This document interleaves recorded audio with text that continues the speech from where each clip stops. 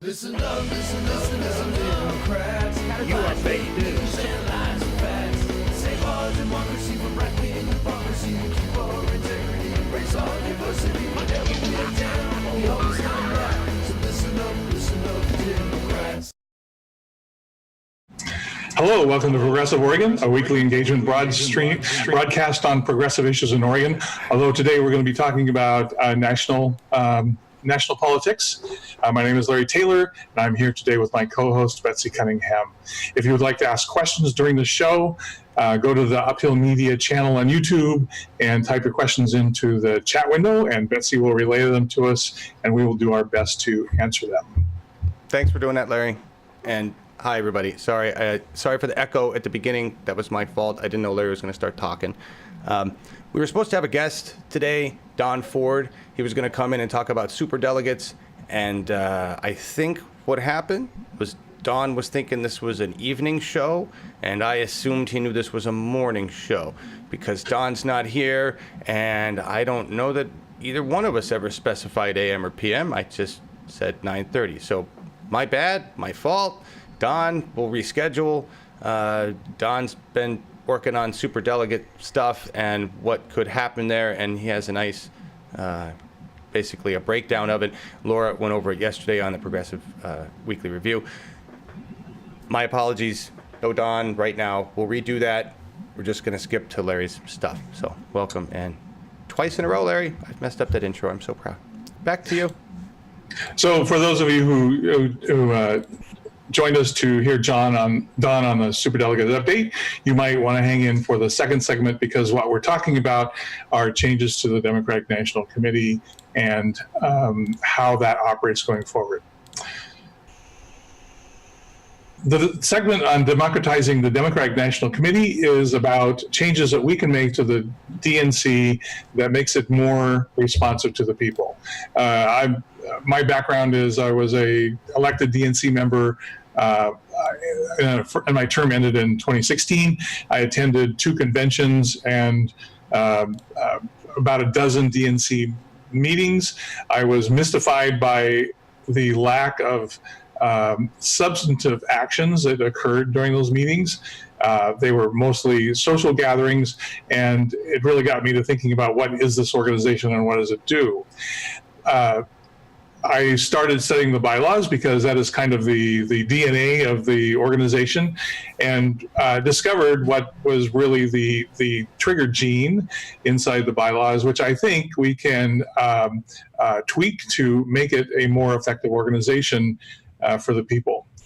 The problem of the DNC is that Democrats, and by Democrats I mean civilians, do not control the party rules, the party platform, or the party funding strategy. These are controlled by committees comprised of appointees of the DNC chair, who therefore lack independence to reflect the will of the electorate. And the great example of this was DWS, who was the DNC chair for, I don't know, something like 7 years. She single-handedly controlled the Democratic Party platform, the rules of the party, and the party funding strategy. If you remember, towards the end when the Bernie supporters were in the platform meetings before the convention, and they were pulling the platform of the Democratic Party to the left, those are the kinds of discussions that can go on. However, if you have an appointed majority that is representing the establishment and want to oppose anything they want, they will do so, which is what I saw when I was a member of the Rules Committee of the convention. The Bernie Sanders supporters were outnumbered 2-1, and so everything that we proposed during the meeting of the Rules Committee were voted down, with the exception of the Unity Commission, which was established at the end of the meeting and made some of the changes to what we see playing out today. The committees need to be insulated from the undue outside influence and be accountable to the Democratic electorate. So the standing committees of the DNC, as outlined in the bylaws, are the Credentials Committee, the Resolutions Committee, the Rules and Bylaws Committee, and the Budget and Finance Committee. Just so you know what these do, the Credentials Committee is where you go when you find your credentials challenged. Perhaps delegates were inappropriately elected from your state and you want to present a different delegation, you can go to the credentials committee and they will manage that discussion and make a decision and decide who's seated. The resolutions committee does what resolutions committees do in all 50 states and in all the counties across the United States. They pass resolutions, which are statements of beliefs. We spend enormous amount of time crafting the wording of these. And so these are really the policy statements and belief system of the Democratic Party. The Rules and Bylaws Committee are the ones that get together and craft the rules that govern the convention. They govern the selection of the delegates to go to the convention and the bylaws itself of the DNC. And then finally, there's the Budget and Finance Committee. So people keep wanting to get corporate money out of the Democratic Party so it has less influence.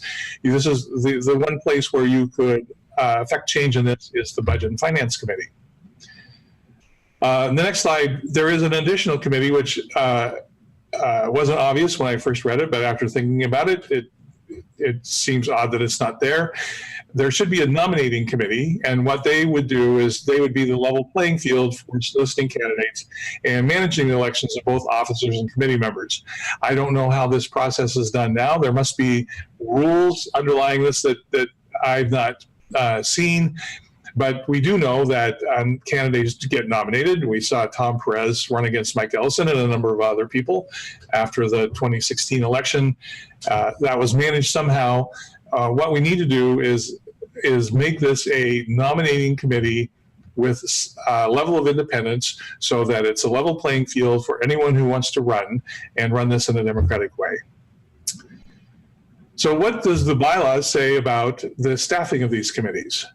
So the language in Article 2, Section 10G, it says, except as otherwise provided in the Charter or in these bylaws, the members of all committees of the National Committee shall be appointed by the chairperson of the Democratic National Committee in consultation with the Executive Committee, subject to the ratification by the Democratic National Committee, and shall be appointed to serve for the tenure of the chairperson. So currently they appoint all the members and they last as long as the chairperson does. And when the chairperson changes, then the committees change. Although when Debbie Wasserman Schultz resigned and Donna Brazil took interim chairmanship, I don't believe this happened, but it was in the middle of a convention and there's probably no way it could have effectively been done. Why is this problematic? So the DNC chair selects the membership. It's subject to the ratification by the DNC membership. That part seems okay. But what this causes is for the committee members to be beholden to the DNC chair, not the electorate, because the chair can go in and replace them at their will. Also, there's no limit to the number of members on the committees, allowing the committees to be packed. So if for some reason there were 10 members and the chair wanted to do something and the committee was resistive, if the chair did not want to remove them, he could just appoint 30 more members and get a supermajority in there and do whatever they want. It really needs to be a set size to the committee so you know when the slots are filled. There's also no quorum published or requirements for prior notice of meetings. So presumably that would default to a quorum of 50% plus one. And if there's no prior meeting notice, that would be problematic because if you call a meeting and people have to fly in and arrive from across the United States, the meeting is in DC, it takes some time to arrange, and so you can imagine the kinds of things that could go on if they could call a meeting for the next day and only their favored members of the committees can attend, and they make decisions for everyone and pass them forward. Also, there's no qualifications for committee membership, so people could just be placeholders, and it'd be clearly understood that all they are rubber stamps. So the proposal that I'm pitching is that the standing committee members be elected rather than appointed. A nominations committee be created to ensure fair and equal treatment of all candidates. A term of office be set to 4 years, but any of the members can be reelected. A fixed size be established to eliminate committee packing, and then the rules established for the quorum and prior meeting notice. So on the next slide, I have the proposed revision to the bylaws, and we can certainly discuss this and how it should be implemented. And we can talk about that later in the show. But the proposal that I would like to start with is that, except as otherwise provided in the charter, the members of all committees of the National Democratic Committee shall be elected by the regional caucuses by majority vote, subject to ratification by the Democratic National Committee. Each committee shall have 100 members. The number of members elected from each region will be proportional to the region's percentage of registered Democrats. The election of the committee delegates will occur at the DNC meeting following the presidential election and will serve until replaced or recalled. Things that I'm quite open for discussion on are the number of members. It might sound like 100 members is a lot, but that's also the size of the Senate, and it seems to be a size where people can talk and negotiate and come to some reasonable conclusions. We are a big country with 50 states and a number of territories that get to participate, and so 100 members seems like a reasonable starting spot. Also, how they're elected needs to fit inside an existing structure, and the only breakdown I could find inside the bylaws were the regions.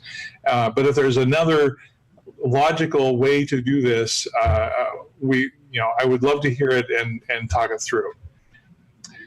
On the next slide, I'm talking about the addition of the next an additional committee. So a nominating committee shall disseminate a call for the nominations that include needed professional and personal competencies for the current election cycle and provide reasonable period of time for the submissions of nominations. The nominating committee would prepare a slate of candidates for offices and committees at least 60 days prior to the election date. So I would give the nomination committee responsibility for both officer candidates and to the standing committees. They should present a slate of nominees to the regional caucuses for the committees, implement the policies and procedures for nominations and elections as established by the Rules Committee and as specified in these bylaws. So if the rules are not established and they're just working on customs at this point, I'd advocate turning them into standing rules so that everyone understands what the rules of the game are. And then assume other responsibilities for nominations as provided for in these bylaws. The next slide talks about the way the DNC has carved the United States into 4 regions. So we have the Eastern region, which is Connecticut, Delaware, District of Columbia, the Eastern Seaboard. We have the Southern region, which is Alabama, Arkansas, Florida, Georgia, up to the Virginias. We have the Midwesterns, which is Illinois, Indiana, Iowa, Kansas, Michigan, Minnesota, Missouri, Nebraska, et cetera, through Wisconsin. And then we have the Western region, which is Alaska, Samoa, Arizona, California, Colorado, Guam, Hawaii, Idaho, Northern Mariana Islands, Oregon, Utah, Washington, and Wyoming. So the western part of the United States. What these changes will achieve, we should see greater participation in the activities of the Democratic Party by Democrats. So instead of the quarterly meetings of the DNC be social gatherings of the caucuses and various groups, they actually conduct meetings during the quarterly meeting. And then if we have independent committees that make decisions, then they can do it based on the best interests of the people, not of the chair. So if these changes sound like something that you support, I would like for current delegates of the Democratic National Committee and potential delegates to the 2020 Democratic National Convention sign up at this URL, advancementofdemocracy.org. There's a link, and you can click on the link and join the committee and help me polish these bylaws proposals, and then to strategize on how best to get them implemented. The next slide is what the website looks like. So the 3 squares at the bottom are actually buttons. If you want to submit other ideas to change the bylaws, click the button on the left. If you want to see this slide deck, click on the center one, which is the proposed bylaws changes. And then if you would like to join the committee, and we would love to have members from all all the states and regions of the United States. Click on the right button that says endorse the bylaws changes, complete the form with your contact information, and we will get your information. We will get you involved in the activities going forward and get these proposed to the Democratic National Committee. Betsy, do we have any questions from the line?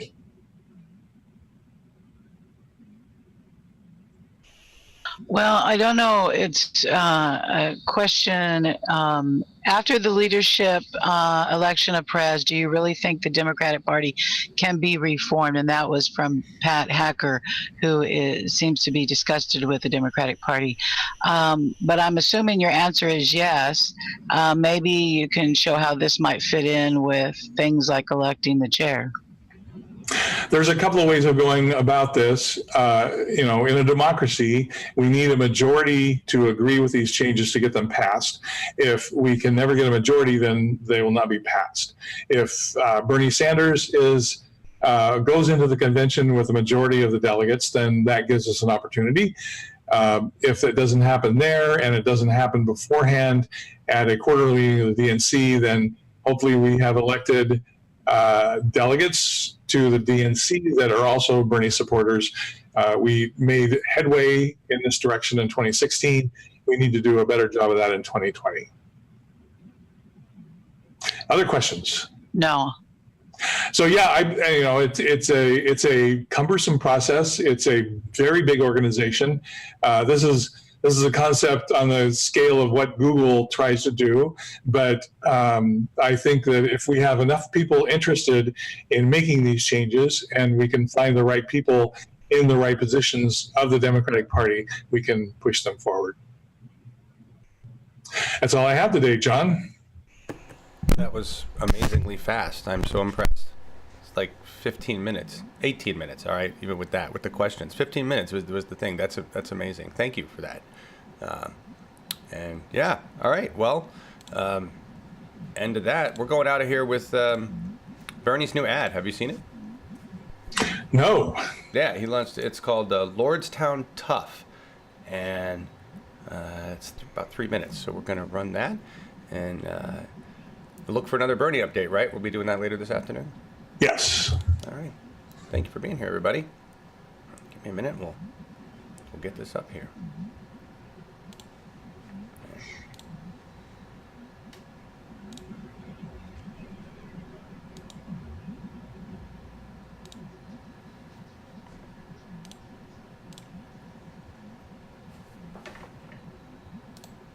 At one time, this is what built the middle class during the Industrial Revolution. This area is in trouble, and it's up to us, the people, to fight back. I'm Chucky Dennison. I'm from Lake Milton, Ohio. This is my third plant I've seen close, and I do not plan to transfer again. I plan to stay here and fight back by organizing and transforming the political system from the ground up and reclaim the White House. Trump lied to Ohio. He hasn't done one thing to lift a finger. He came to this area and told people, do not sell your homes. I'm bringing the jobs back. And weeks after that is when they announced the plant closing. Let me tell you folks in Ohio and in this area, don't sell your house. A large American factory stopped production today after more than half a century. 1,600 workers at the General Motors plant in Lordstown, Ohio, are affected by this. The plant is in Trumbull County, a county that voted for President Obama and then for President Trump. It's not only devastating to the employees who work for that plant, but the families. It affects the whole entire area. Tax revenue, infrastructure, down to the schools. Even the little children in school, their best friends disappear because they're uprooted and have to move. The tire factories are gone, the steel mills are gone. This was all that this area had left. If you drive down our roads now, every one of them's got potholes. He came here and lied to these people. I didn't buy it, but many people did because they were hanging on to hope. They were hoping that he would do something, but he did the opposite.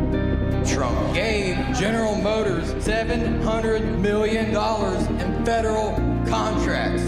I mean, this is happening all over this nation with all kinds of corporations. Not only are you hurting workers, communities, but the children and future generations. And it needs to stop now. Today I say to Donald Trump, you know, you are a really tough guy and you are prepared to shut down the federal government and deny hundreds of thousands of workers a paycheck. Well, let's see how tough you are. Tell General Motors today, no more federal contracts until they deal with Lordstown. Let's see how tough you are. Today, our message to General Motors and the other corporations is that you cannot continue to treat your employees with disdain and contempt. And if you are not a good and responsible corporate citizen, do not think that you will get federal contracts. Bernie, we need you. We do. We need you. And we have your back. And I know you got ours. If we can get you elected, man, we're going to have the resources to transform America.